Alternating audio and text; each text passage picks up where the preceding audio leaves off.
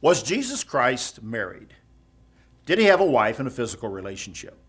Once again, these questions have arisen because there's been discovered and verified a very small piece of a fragment of papyrus from the 4th century that raises a question in some scholars' minds as to whether or not they were talking about Jesus Christ having a wife. In fact, the size of the fragment that has been found and verified from the 4th century is about the size of a business card, very, very small, with just a few lines of text on it. And one of the lines makes this statement that Jesus said to them, to his disciples, that is, Jesus said to them, my wife.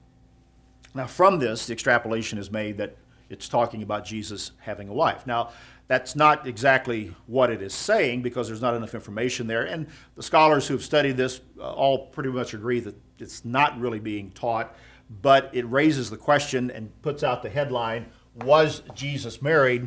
And that in itself is probably the biggest headline and issue that's behind the story. Right, and it goes against everything that would be in the New Testament when it comes to the life of Christ. It goes against the entire documentation of the text from the New Testament. And so when you look at what's there, there's more documentation of New Testament texts than there are of any other document, any other book, any other information in that era. And so it would undermine all of that. And of course, that's the size of a business card versus the thousands of documents that are verified of the New Testament. And of course, none of those documents mention Jesus Christ having a wife.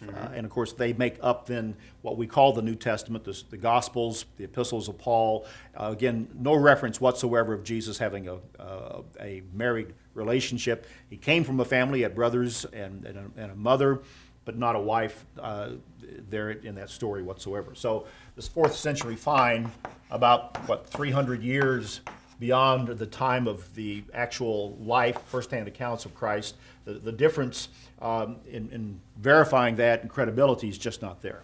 So if you can imagine us going back 300 years, we better be careful, when these kinds of things are touted, because really it's something that could undermine people's faith. And it's not a new thing. We've seen this type of thing talked about. It's been written about. The Da Vinci Code, postulates some of these kinds of things, but it's just not factual. Yeah, do your homework, do your study on the subject. Understand also that the biggest issue behind such headlines as this is really an attack upon the credibility of the Bible, upon the divinity of Jesus Christ, the fact that he is the Son of God, that he died and was resurrected for our sins and he lives today, and that the story of the Bible and the Scriptures is true. That's what is really the subtext of this particular issue whenever it arises like this. Keep that in mind.